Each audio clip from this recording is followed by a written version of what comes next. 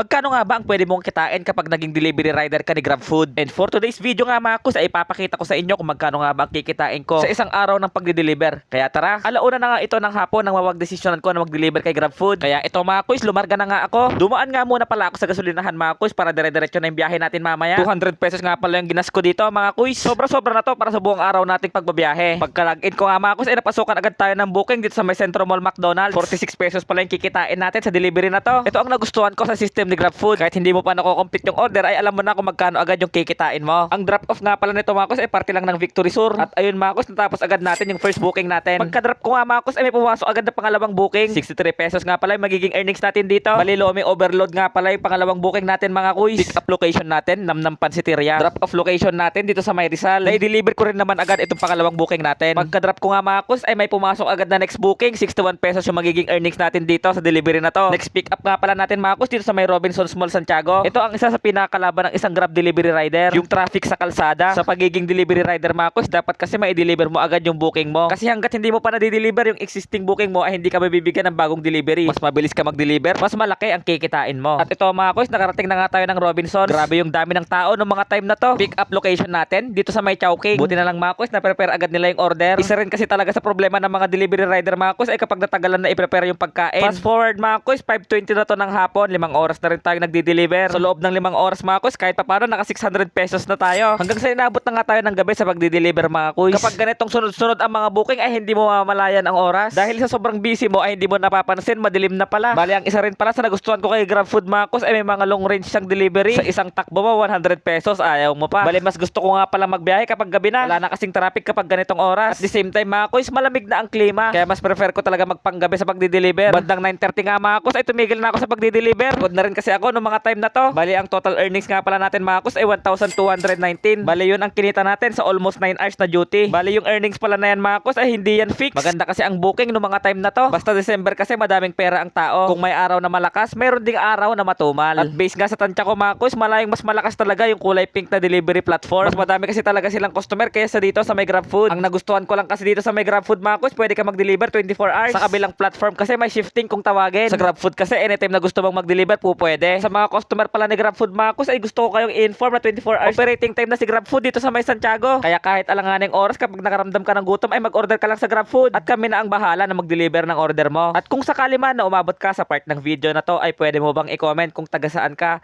para malaman ko naman kung hanggang saan umabot ang video na to. At kung sakali man na hindi ka pa naka-follow ay baka naman. Goal ko sana talaga mga kus ay makaabot man lang ng 80,000 followers bago matapos ang taon. Nagbabaka sakali lang na baka mapagbigyan. Kita-kits tayo next video ha. O patapos na yung video, follow na.